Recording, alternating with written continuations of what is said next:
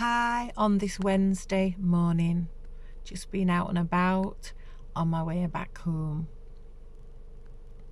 Not done a video for quite a few days, being Easter and everything. I decided that I wanted to have a break and be selfful, which I think I posted about at some point. I was speaking to a friend last night and we were talking about,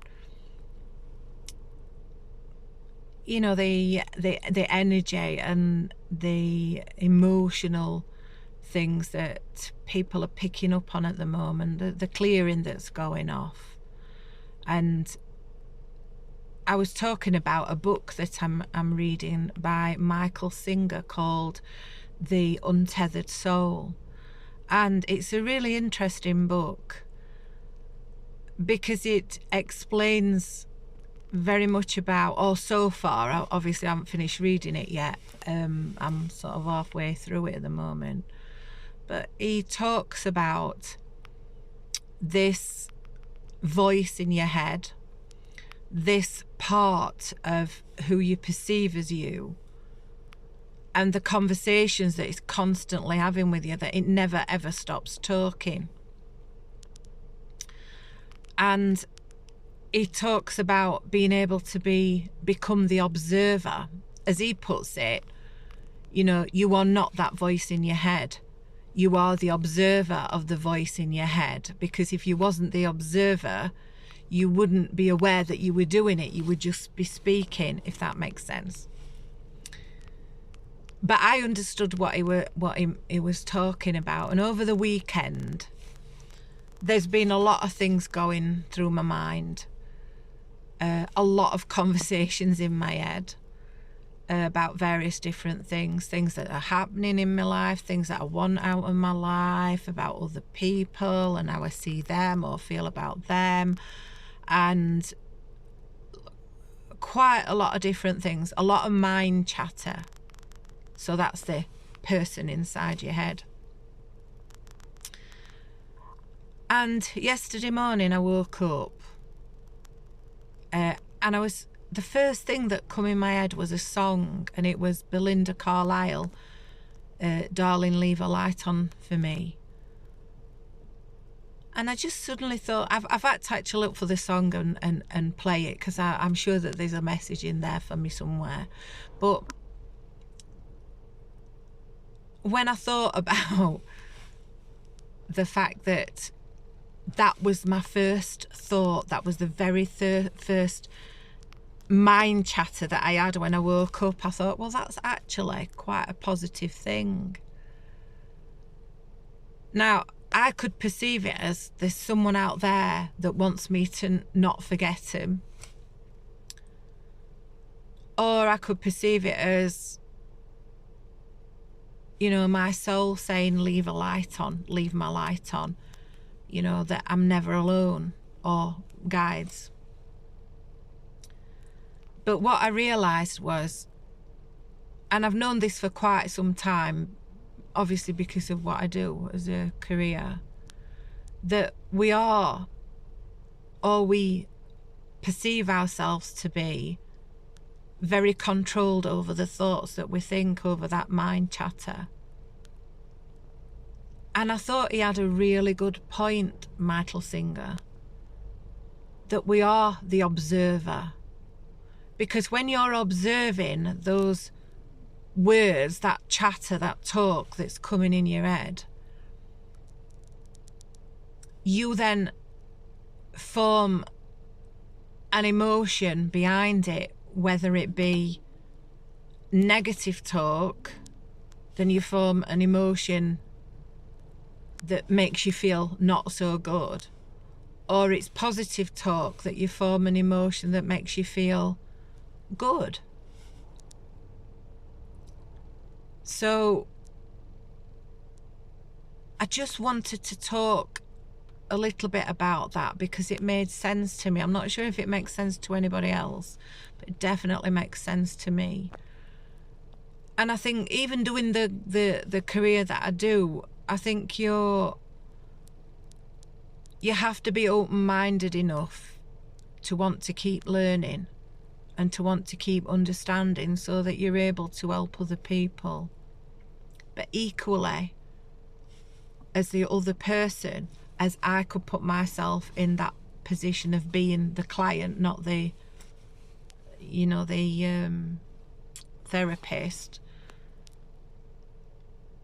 that I'm willing to listen. I'm willing to listen to the mind chatter as an observer. And one thing that I do constantly is I do talk to myself.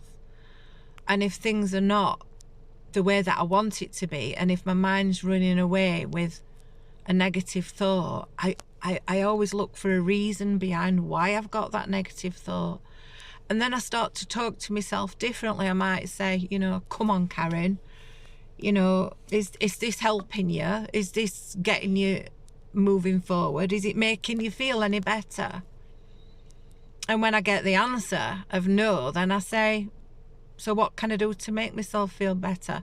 For me personally, I always start with either walking my dogs or I get music on, and I always choose music that makes me feel happier, makes me feel good, things that lift my spirit.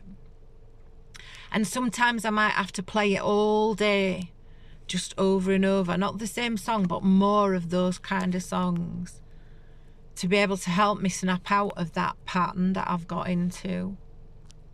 So this conversation that I had with my friend last night, and I was talking about the book that I'm reading, and so we made an agreement that every morning we would send each other a positive message, a positive affirmation. And I've quite enjoyed it, because this morning's the first day, and I put a post on earlier on saying wonderful Wednesday, because I believe that every day is an opportunity to try again. And even if you flounder, even if you fall at the first hurdle, every minute is a new day, is a new opportunity. So every minute you get to choose. And that's how I try to live my life. I woke up this morning with that same song in my head, but then I woke up also with these affirmations going round in my head. I actually did a recording yesterday for a couple of clients with these affirmations that I'd written. I love doing affirmations. And I looked in the mirror and I thought, gosh, you look tired, Karen. You know, and I'm going to bed earlier because I'm trying to get quality sleep, but I'm trying to work on, so I'm not going to say I'm struggling with, I'm trying to work on clearing my sinuses, because they're affecting my headspace. Not in a negative way, just how I feel. So I'm not saying I'm struggling with sinus issues, I'm saying I'm working on clearing it, because I like to look at it as, okay, so what is it I'm blocking? If it's affecting my eyes, what am I not seeing? What do I need to be clear about? So that's how I'm working, and that's how I'm working today. So I loved the affirmation that my friend sent to me. I can't remember my affirmation because I just pluck them out of my head. They just pop in and I write them, and that's it. I have to keep going back and rereading them, and short of coming off this video and having a look on my text messages, I can't tell you what it says. But her affirmation was something to the lines of, let's throw pink out into the world. And what does pink represent? Love, joy, happiness. So that's what I'm gifting to you today. I'm sending you all some pink love. If you want any advice, if you'd like to have a consultation call with me and a chat, about the things that I do. If you're interested in working with me, then send me a DM or a message on my email, hypnotherapy816@gmail.com, and let's see if we can build some more affirmations, make some more changes. Sending you lots of love. I'm not sure whether I'm looking at you or looking at the camera, so I keep looking up and down. Apologies to that. I still haven't quite got the hang of it, but sending lots of love. Bye for now.